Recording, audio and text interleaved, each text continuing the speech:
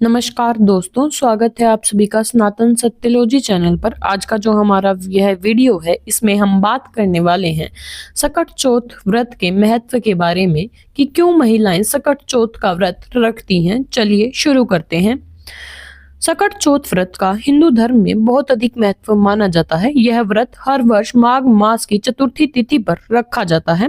वर्ष 2025 में यह पावन व्रत 17 जनवरी को रखा जाएगा। इसे तिलकुट चौथ भी कहा जाता है। इस दिन महिलाएं व्रत रखकर भगवान गणेश की विधि पूर्वक पूजा करती हैं। व्रत का समापन चंद्रमा को अर्घ्य अर्पित करने के बाद ही होता है। ऐसा माना जाता है कि इस व्रत के माध्यम से सभी इच्छाएं पूर्ण होती हैं। यह व्रत संतान की लंबी आयु, स्वास्थ्य और उन्नति के लिए किया जाता है। इस दिन महिलाएं निर्जला व्रत रखती हैं और पूरे विधि विधान से भगवान गणपति की पूजा करती हैं। शाम को चंद्रोदय के बाद चंद्रमा की पूजा होती है और उन्हें अर्घ्य दिया जाता है। भगवान गणेश को तिलकुट का भोग अर्पित करना इस व्रत की परंपरा का एक महत्वपूर्ण हिस्सा है। मान्यता है कि गणपति की पूजा और व्रत रखने से सभी प्रकार के संकट दूर होते हैं और जीवन में सुख शांति आती है। धार्मिक ग्रंथों में सकट चौथ व्रत का विशेष महत्व बताया गया है। इस दिन भगवान गणेश के साथ सकट माता की भी पूजा की जाती है। माना जाता है कि यह व्रत माता और संतान के संबंधों को मजबूत करता है और संतान को दीर्घायु का आशीर्वाद प्रदान करता है। इस व्रत को रखने से परिवार में समृद्धि आती है और जीवन के कठिन समय में भगवान गणेश का आशीर्वाद प्राप्त होता है। साथ ही चंद्रमा को अर्घ्य अर्पित करने से चंद्रदेव की कृपा प्राप्त होती है, जो मानसिक शांति और समृद्धि का प्रतीक है। इस दिन पूरे श्रद्धा भाव से और विधि विधान से व्रत रखने से परिवार को भगवान गणेश और चंद्रदेव की कृपा प्राप्त होती है। इसके साथ ही आइए जान लेते हैं कि इस व्रत को रखने के क्या नियम हैं, जो आप सभी को पता होनी चाहिए। सकट चौथ के दिन भगवान गणेश को उनके हरे रंग के ही कपड़े पहनाने चाहिए। सकट चौथ के दिन भगवान गणेश को तिलकुट का भोग लगाना बिल्कुल भी ना भूलें। इस दिन तिल से बनी चीजें, तिल के लड्डू या तिल से बनी मिठाई का भोग लगाया जा सकता है। सकट चौथ के दिन चंद्रमा को जल अर्घ्य देने के बाद ही व्रत का पारण किया जाता है। इसके साथ ही आप यह भी जान लें कि इस दिन कुछ ऐसे काम हैं जो आपको भूल कर भी नहीं करने चाहिए। ऐसा माना जाता है कि सकट चौथ का व्रत रखने वाली महिलाओं और माताओं को भूल कर भी काले रंग के कपड़े नहीं पहनने चाहिए। व्रती महिलाएं इस बात को ध्यान रखें कि चंद्रमा को अर्घ्य देते समय जल के छींटे पैरों पर ना पड़े। जल के छींटे पैरों पर गिरना अशुभ माना जाता है। ऐसी मान्यता है कि सकट चौथ के दिन गणपति जी को मोदक का भोग लगाने से सुख व समृद्धि का आशीर्वाद मिलता है। सकट चौथ व्रत के दिन भगवान गणेश की पूजा करते समय केतकी के फूल और तुलसी का उपयोग भूल कर भी आपको नहीं करना है। इनका उपयोग पूजन में अशुभ हो सकता है। सकट चौथ की पूजा में गणेश जी की खंडित मूर्ति भूल कर भी आप उपयोग ना करें। ऐसा करना शुभ नहीं माना जाता है। हिंदू पंचांग के अनुसार सकट चौथ का व्रत हर साल माघ माह के कृष्ण पक्ष की चतुर्थी तिथि को आता है। इस साल 2025 में सकट चौथ का व्रत 17 जनवरी को रखा जाएगा।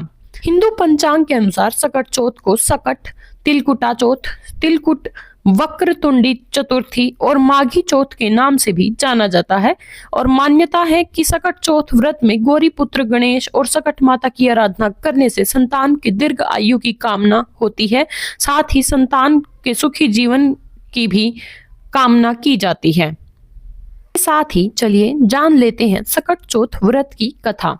एक शहर में देवरानी जेठानी रहती थी। देवरानी गरीब थी और जेठानी अमीर थी। देवरानी हमेशा गणेश जी का पूजन और व्रत करती थी। देवरानी का पति जंगल से लकड़ी काट कर बेचता था।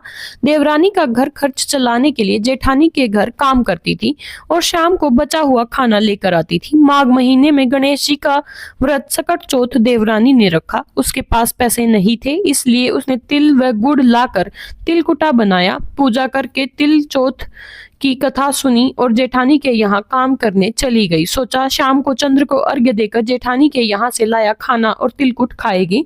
शाम को जब जेठानी के घर खाना बनाया तो उसके जेठानी का व्रत होने के कारण सभी ने खाना खाने से मना कर दिया। अब देवरानी ने जेठानी से बोला, आप मुझे खाना दे दो जिससे मैं घर जाऊं। इस पर जेठानी ने कहा कि आज तो किसी ने भी अभी तक खाना नहीं खाया है, तुम्हें कैसे दे दूं, तुम्हें सवेरे ही बचा हुआ खाना ले जाना। देवरानी उदास मन से घर चली गई। देवरानी के घर पर पति बच्चे सब आस लगाए बैठे थे कि आज तो त्योहार है, इसलिए कुछ पकवान आदि खाने को मिलेगा। लेकिन जब बच्चों को पता चला कि आज तो रोटी भी नहीं मिलेगी तो बच्चे रोने लगे। उसका पति भी बहुत क्रोधित हो गया और कहने लगा कि दिन भर काम करने के बाद भी वह 2 रोटियां नहीं ला सकती। वह बेचारी गणेश जी को याद करती हुई रोते रोते पानी पीकर सो गई। उस दिन सकट माता बुढ़िया माता का रूप धरकर देवरानी के सपने में आई और कहने लगी, सो रही है या जाग रही है? वह बोली, कुछ सो रहे हैं, कुछ जाग रहे हैं। बुढ़िया बोली, भूख लगी है, खाने के लिए कुछ दे। देवरानी बोली, क्या दूं? मेरे घर में तो अन्न का एक दाना भी नहीं है। जेठानी बचा खुचा खाना देती थी, आज वो भी नहीं मिला। पूजा का बचा हुआ तिलकुटा छीके में पड़ा है, वहीं खा लो। सकट माता ने तिलकुट खाया और उसके बाद कहने लगी, निमटाई लगी है, कहाँ निमटे? उसने कहा, यह खाली झोपड़ी है, आप कहीं भी जा सकती हो, जहाँ इच्छा हो वहां निमट लो। फिर सकट माता बोली, अब कहाँ पोछूं? अब देवरानी को बहुत गुस्सा आया कि उन्हें कब से परेशान किया जा रहा है, सो बोली कि मेरी साड़ी से पोंछ लो। देवरानी जब सुबह उठी तो यह देखकर हैरान रह गई कि पूरा घर हीरों और मोतियों से जगमगा उठा है। उस दिन देवरानी जेठानी के काम करने नहीं गई। जेठानी ने कुछ देर तो राह देखी, फिर बच्चों को देवरानी को बुलाने भेज दिया। जेठानी ने सोचा कल खाना नहीं दिया था, इसलिए शायद देवरानी बुरा मान गई होगी।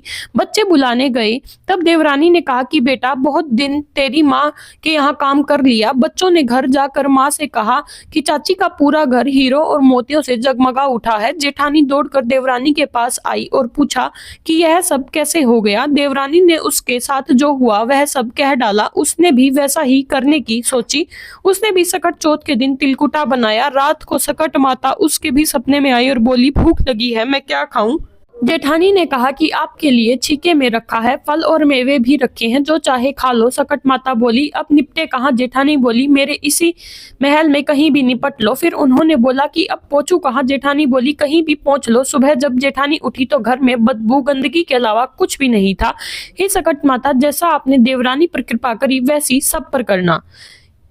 इसके साथ ही अब एक गणेश जी की कथा भी हम कह देते हैं। एक बुढ़िया थी, वह बहुत ही गरीब और दृष्टिहीन थी। उसके एक बेटा और बहू थे। वह बुढ़िया सदैव गणेश जी की पूजा किया करती थी।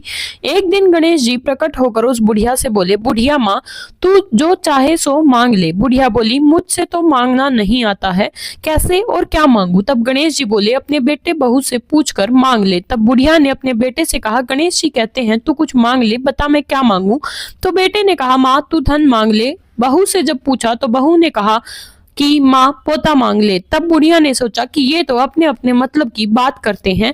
अतः उस बुढ़िया ने पड़ोसिनों से पूछा तो उन्होंने कहा, बुढ़िया तू तो थोड़े दिन जिएगी, क्यों तू धन मांगे और क्यों तू पोता मांगे? तू तो अपनी आंखों की रोशनी मांग ले, जिससे तेरी जिंदगी आराम से कट जाए। इस पर बुढ़िया बोली, यदि आप प्रसन्न हैं तो मुझे 9 करोड़ की माया दे, निरोगी काया दे, अमर सुहाग दे, आंखों की रोशनी दे, नाती दे, पोता दे और सब परिवार को सुख दे और अंत में मोक्ष दे।